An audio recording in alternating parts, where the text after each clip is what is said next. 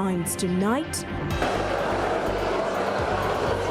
Freda Bill, a member of UPC party that has a working relationship with the ruling NRM, fails to go to Iyala as MPs elect Uganda's representatives.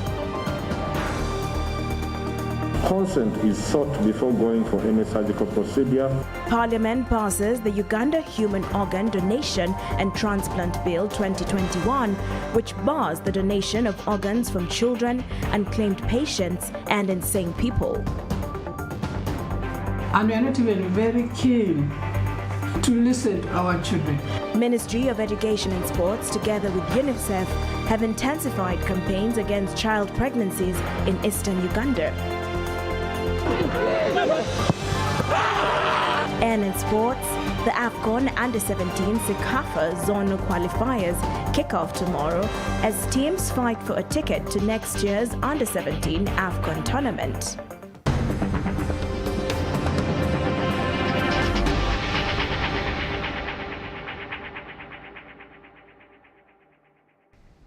A very good evening to you and welcome to CTV PM Edition with me, Melissa Mboha, and Isaac Luchamuzi on Sign Language.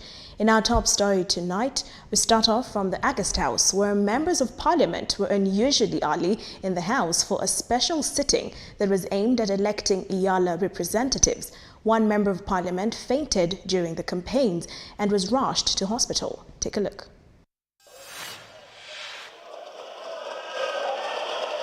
Unlike usual sittings, today's sitting kicked off in the morning. This was meant to grant ample time to candidates to campaign before members of Parliament ahead of the elections. The sitting saw the Speaker of Parliament, Anita Among, open it and later hand over to the Deputy Speaker, Thomas Tayebwa, oversee the campaigns. Each candidate was given 7 minutes to campaign. My background is a banker. I'm a banker. Equity markets. I can tell you, then we shall look at the infrastructure. In the Quran, God tells us that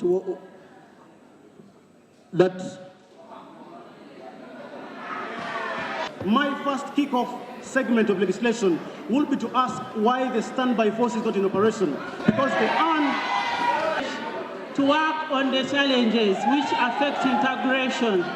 I'm going to work on the road. I'm going to work on the road networks. I'm going to work on the railway networks. During the heated campaigns, one of the members of Parliament fainted, bringing the House to a standstill.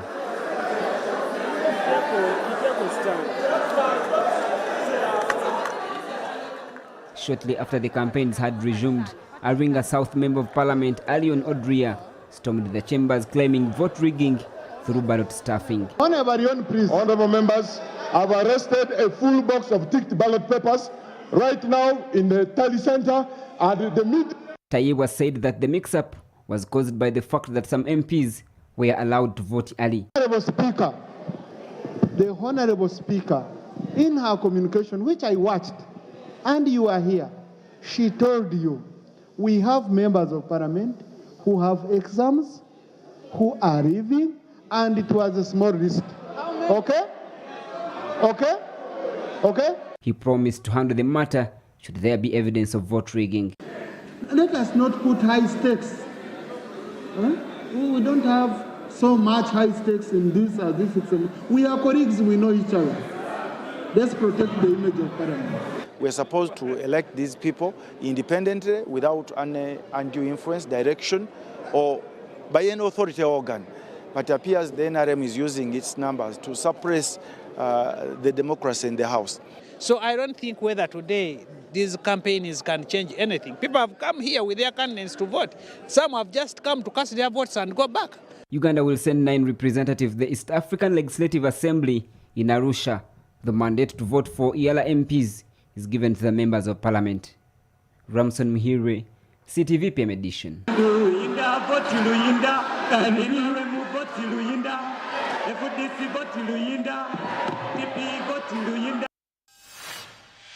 Thank you, Ramson, for that report. Quite the buzz there in the August House. Moving on, the Chinese government is committed to supporting Uganda's development agenda, both socially and economically, according to the country's ambassador to Uganda, Zhang Lizong. Zhang was speaking during celebrations to mark 73 years since the ruling China Communist Party was founded. The details.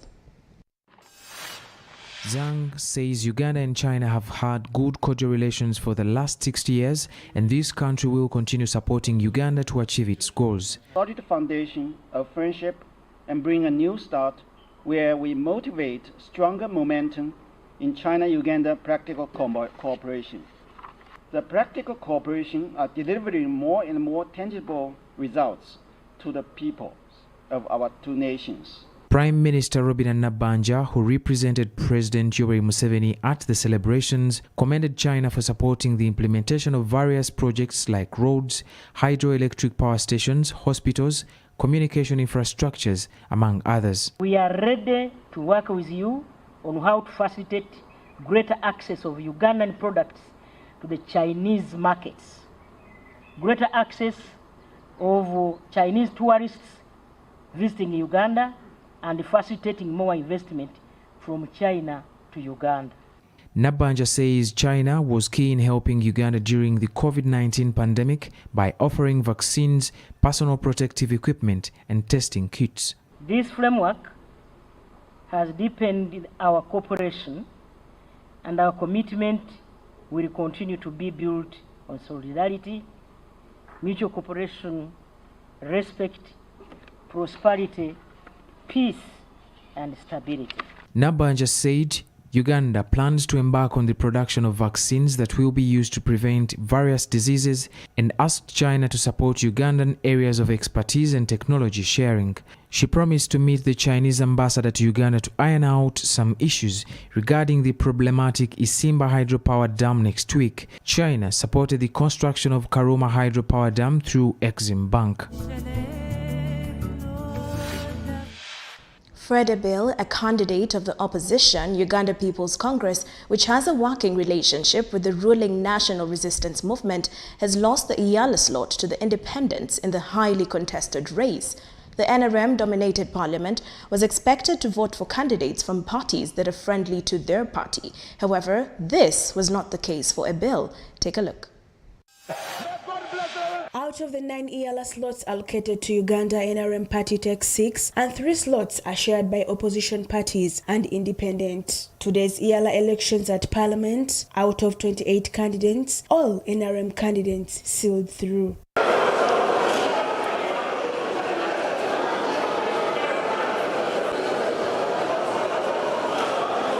These are Rose Akol, who got 422 votes, Dennis Namara, 415 votes, James Kakoza, 403 votes, George Odong, 403 votes, Paul Musamali, 401 votes, and Mary Mujeni, who managed to get 367 votes. DP's Gerard Slanda got 233 votes, Independent Veronica Kadogo and Jacqueline Amongin got 403 votes and 338 votes respectively. Okolo Akol got 422.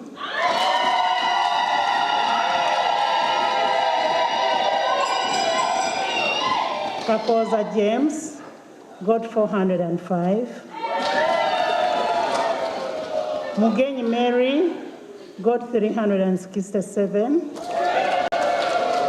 UPC's Ebil, who was expected to go through because of his party's relationship with NRM, failed to seal through after getting only 139 votes. 11 votes were invalid. The successful candidates were announced by the Speaker of Parliament, Anita Among. I declare the following as the members who have obtained the highest votes, the 9 members, and they are going to be the members of Parliament for East African Legislative Assembly 2022-2027. Number 1 is Rose Akol Okulu.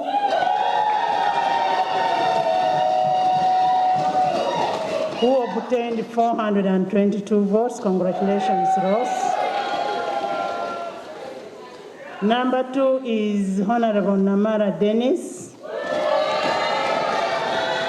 who obtained 415 votes. Congratulations. Number 3 is Honorable Kakoza James, who obtained 405 votes. Number 4 is Honorable Odongo James. Number 4 is Honorable Odongo James George Stephen. Congratulations. He obtained 403 votes. Several MPs, including Prime Minister Robina Nabanja, were satisfied with the outcome. Allow me to join you. First, congratulate our Yala candidates who have made it back to Yala and those who have joined the Parliament of East Africa. First of all, my victory belongs to God. I want to appreciate the Lord Almighty that has made it possible for me. Calculation is merely not even adding up. But I guess if that's what they've decided to do, because I'm told in the morning some 20 ministers were helped to vote. They were not even here. They were helped to vote, and that's why one of the MPs was demonstrating about protected ballots. The new Yala MPs will be sworn in December for the term that lasts up to 2027. Sarah Nakandi for CTV PM Edition.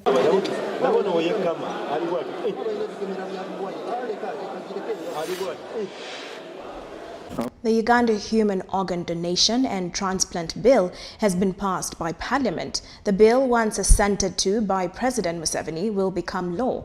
Now, in its current form, it slaps a 10 billion shillings fine to corporate companies or hospitals that will be involved in illegal organ harvesting and transplants. The details.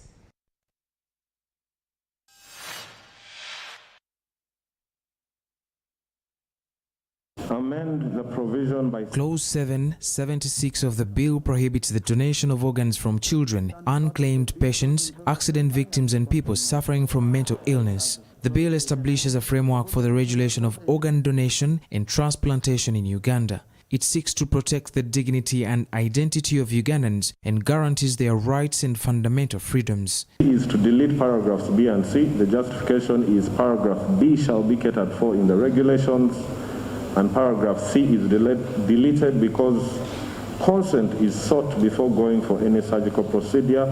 There has been a wave of illicit trade of organs in Uganda, with many people who were trafficked abroad claiming that they lost their organs in the racket due to lack of stringent laws to punish offenders. Charles Ayume, the chairperson of the Health Committee, and other MPs argue that Ugandans, regardless of their status, should be protected. A body corporate that commits an offence under subsection 1 is liable on conviction to a fine not exceeding 500,000 currency points. That's 10 billion. The bill has established a Council of Uganda Organ and Transplant Board to oversee and regulate organ transplant. A person between the ages of 18 and 21 is deemed not yet able to take a decision on matters of life and can easily be manipulated, and therefore we request that the parents also give consent.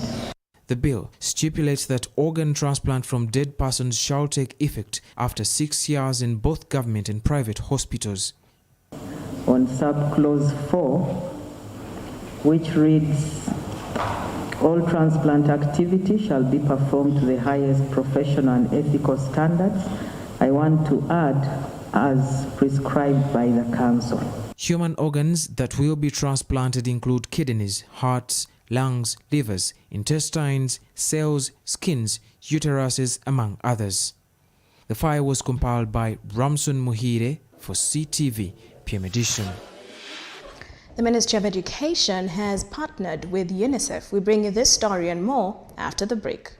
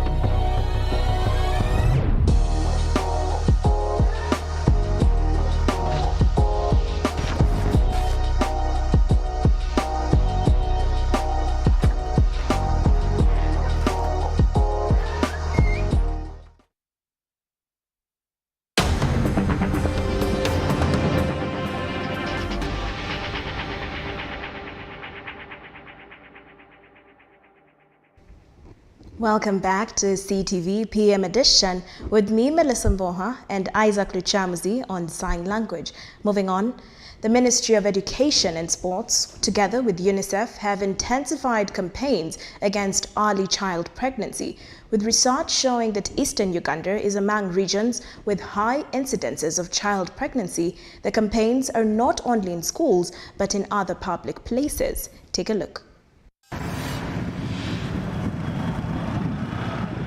The 2021 Ministry of Education report shows that teenage pregnancy stands at 25% and repeat adolescence birth at 56%.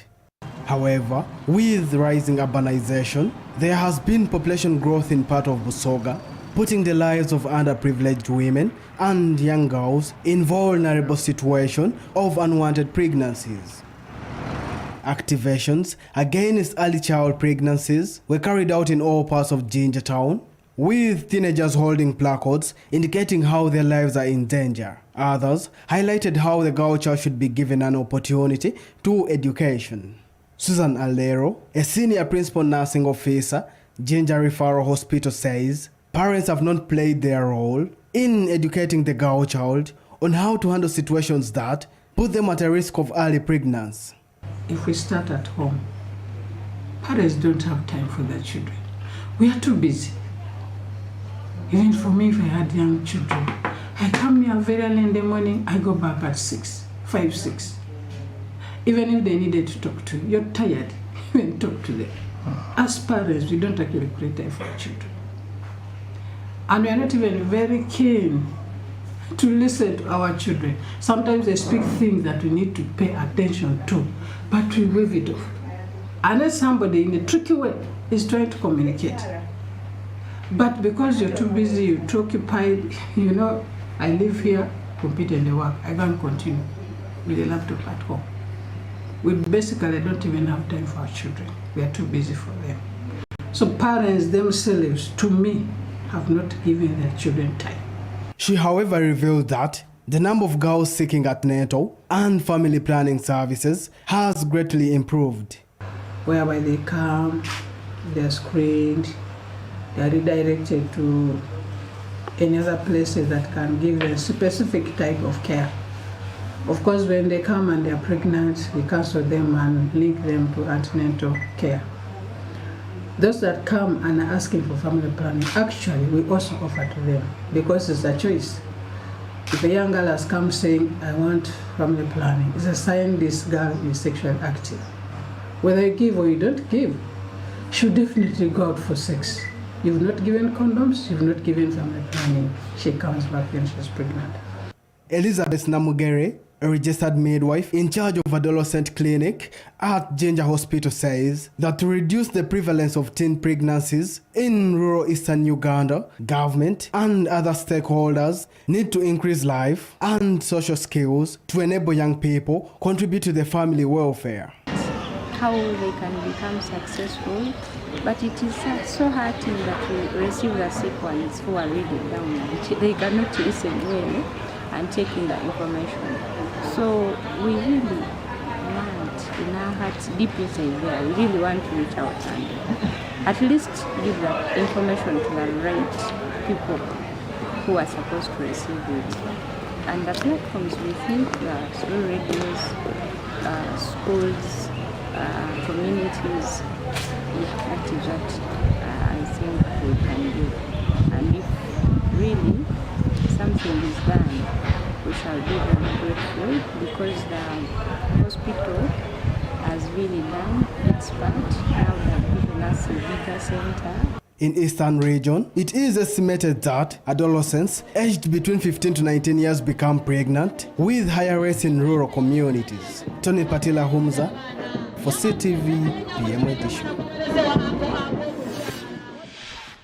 Still in matters health, every year the judiciary holds a health awareness camp with an aim of improving general practices among its officers. The campaign includes voluntary screening and testing of different ailments, as well as providing advice on family planning. The details. Sensitizing people about HIV and the protection of people living with HIV/AIDS. The judiciary's acting principal judge Musa Sekana launched camp at Judicial Technical Institute. He says the country has laws and policies about HIV, but the public needs more sensitization. A number of policies and laws which are in place, we are not short of that. But the main issue that we have is the implementation of those policies and laws that is lacking. Therefore, it is through such workshops or such camps that the public may be made aware of.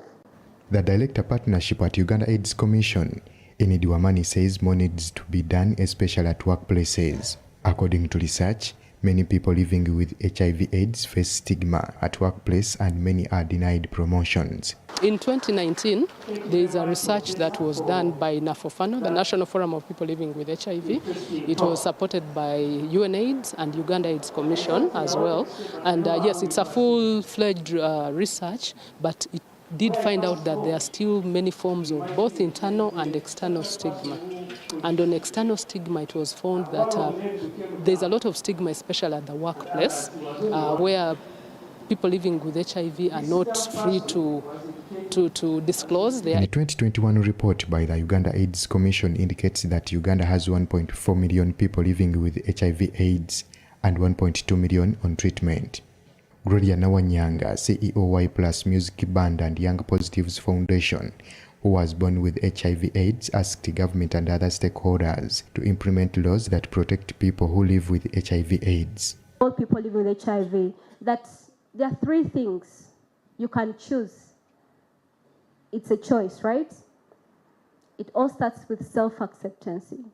Amidst all the stigma, amidst all the denials, amidst all the rejections, if you accept yourself the way you are and know that this is me, this is Gloria, I have HIV, HIV does not define me, it's just a virus of which I can take my medication and I suppress the virus, you can never go anywhere. Number two, self-love. I tell young people, if you love yourself, other people will love you. It all starts with you. Then the last one, choosing to live a positive life. This does not only apply to people living with HIV, but even people seated here right now. There are three things that can help you. A 2021 Uganda AIDS Commission report indicates that 38.4 million people across the globe live with HIV, while 1.5 million people became infected. Lubega Ibrahim Kasinga, CTV, PM edition. In our regional news, following an outbreak of Ebola in the Ugandan district of Mubende, health authorities in the Kenyan frontier town of Busia have heightened surveillance in a bid to prevent the virus from spreading across the border. And in Morocco, at least 19 people have died and dozens of others were hospitalized after consuming toxic alcohol from a roadside kiosk. Take a look. Everyone passing through the border from the Democratic Republic of Congo, Burundi, Southern Sudan and Uganda into Kenya now have to undergo screening at the border crossing. Health workers are taking temperature, after which the clients fill in a surveillance form. Dr. Melissa Lutomia, the acting chief officer of health sanitation in Busia County, said clients fill in their personal details like their name, contact details and where they started their journey from, so that they can be detected whether they are from any area near Mubende in Uganda. Precautionary measures. He said that if a person's body temperature exceeds 37.8 Celsius, they would be directed to a holding room at the border, and if their temperature remains high, they would be taken to an Ebola isolation center at a local hospital. But border officials say that despite having screened over 5,000 people since the first case of Ebola was reported in Uganda about 2 weeks ago, no Ebola patient has been detected. There is heavy traffic at the border post, with many travelers and truck drivers passing through from neighboring countries, and local residents in Busia are nervous. So far, the screening seems to be working. Kenyan health officials say that there have been no case of Ebola reported in the country, and the spread of the disease appears to be continued within Uganda. Uganda's president on Wednesday defied calls by medical workers to put the Ebola hit center region under quarantine to prevent the virus from spreading the rest of the country. He said such measures are not needed because Ebola is not airborne, and said a laboratory would be set up in the various epic centers to speed up patient testing. The Directorate General of National Security said in a statement that the police had arrested a 48-year-old suspect in connection with the incident. The victims are thought to have consumed the toxic alcohol in the suspect's store, where investigators later found nearly 50 liters of liquid, media reports said. The hospital had received the bodies of 9 victims on Tuesday, and the death tolls rose to 19 on Wednesday, a local health ministry officials told reporters. About 30 people were taken to hospital in critical condition, with 2 still in intensive care. Victims suffered from headache, vomiting and stomach cramps.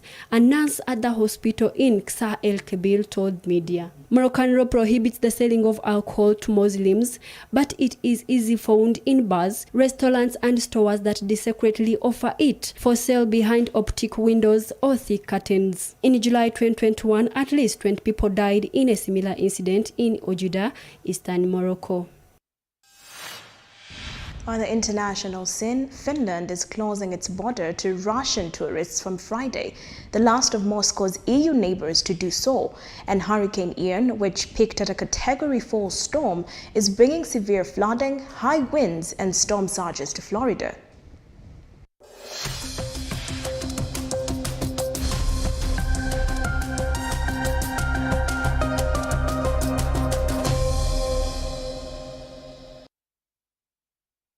Poland, Estonia, Latvia and Lithuania all closed their borders to Russian tourists earlier this month.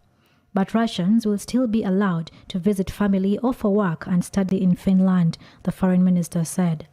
The decision comes after the number of Russians arriving at the border surged following a call-up of 300,000 military reservists by President Vladimir Putin. Queues have formed at borders crossing as people try to flee, including long lines at Russia's border into Georgia, which does not require a visa for travel. Finland, which shares a 1,300-kilometer border with Russia and does require a visa, also reported an increase in people trying to cross the border following the partial mobilization.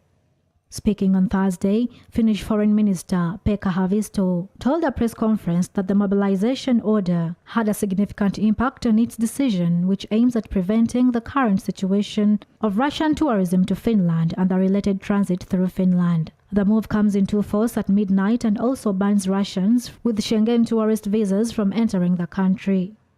Mr. Haavisto also said the flow of Russians was seen as endangering Finland's international relations. Earlier this month, the European Union also decided to make it more expensive and harder for Russian citizens to get visas by suspending a visa deal between EU and Russia.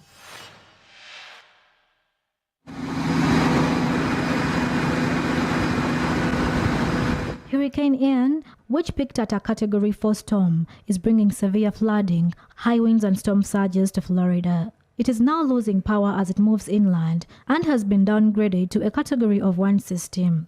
But more than 2.5 million people in Florida have no electricity and cities have been left submerged by flood water. Emergency crews are sawing through fallen trees to reach people who are trapped in their homes, while millions are without mobile service. The hurricane made landfall on Wednesday near the city of Fort Myers. President Joe Biden has declared a major disaster and approved federal disaster funds for 9 countries in the state. Residents in and near the hurricane's path were ordered to leave their homes earlier in the week, but many of them decided to remain and seek shelter indoors. Portable cell towers are now being deployed across the state, but millions of people are still without electricity and virtually no mobile service, unable to call for help in the hardest hit areas.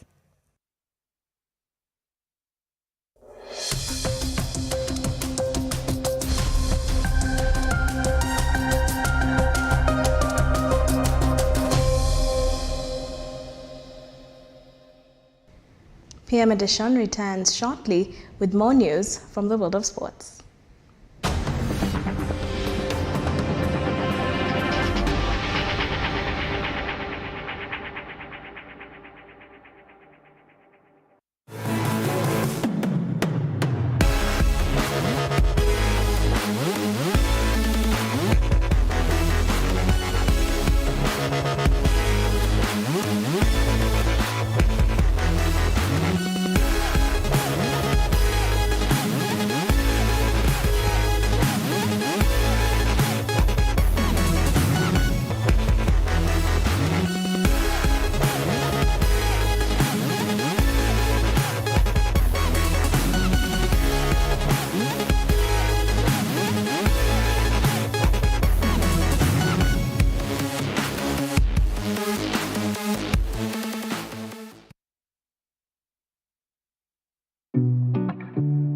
CTV is now on StarTimes. You can now catch all your favorite programs, our daily comprehensive news bulletins, and so much more on StarTimes channel number 248.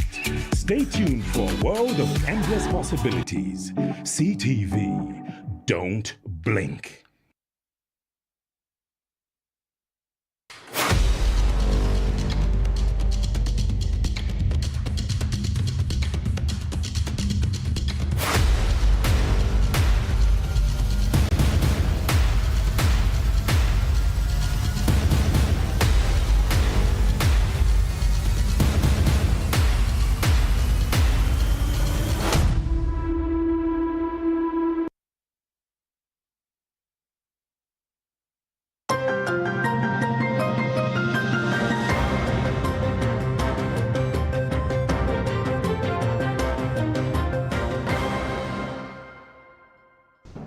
You are still watching CTV PM Edition with me, Melissa Mboha, and Isaac Luchamuzi on Sign Language.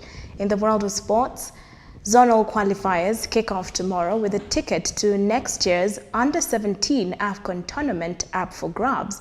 Uganda's Under-17 national football team, the Cubs, who are ready in Addis Ababa in Ethiopia, opened their campaign on Saturday against Djibouti. Take a look.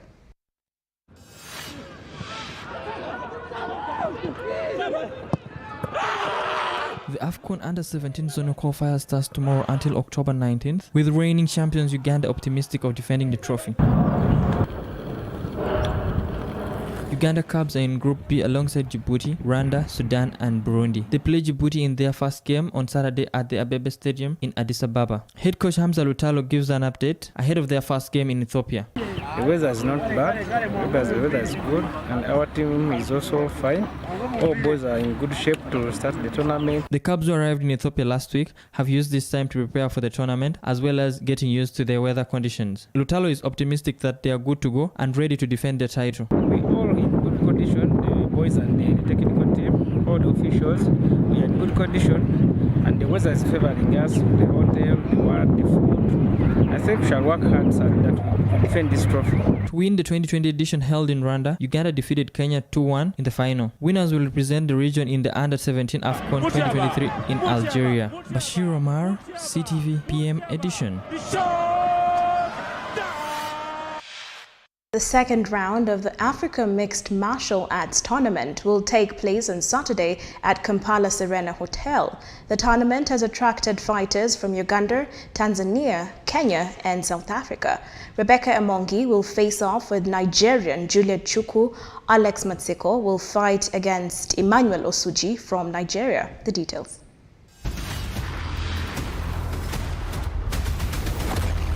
And then Chirangwa Henry will be up against Raymond Akot from South Africa. And of course, ladies and gentlemen, as well, Abdallah Ibrahim. You know, Ugandans have been in Thailand training hard in Tiger Muay Thai and the MMA training camp. I'm well prepared well for Osuji. But all I can tell Osuji, if he came here, if he knows he came here to fight with me, I'm not ready to fight him because I can't fight with a dragon. I can't fight with a dragon. I would advise him, if he's clever enough, he should find his way and escape. You know, about my opponent, he talks a lot. He talks a lot. But I love that.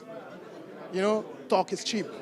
Action, they say, speaks louder than voice. You know, I'm going to show him the action part of the game. Oh my God, this is my win and it's gonna be knockout. All my fights I want to finish in 30 seconds. This is my game. I'm a champion here. No any girl in Africa can joke around with me. My expectations in the fights, no one expects to lose, and I don't. I don't expect to lose the fights. By my opponent, it's none of my business. I don't care to know her. Everybody got the right to say whatever. The octagon will tell.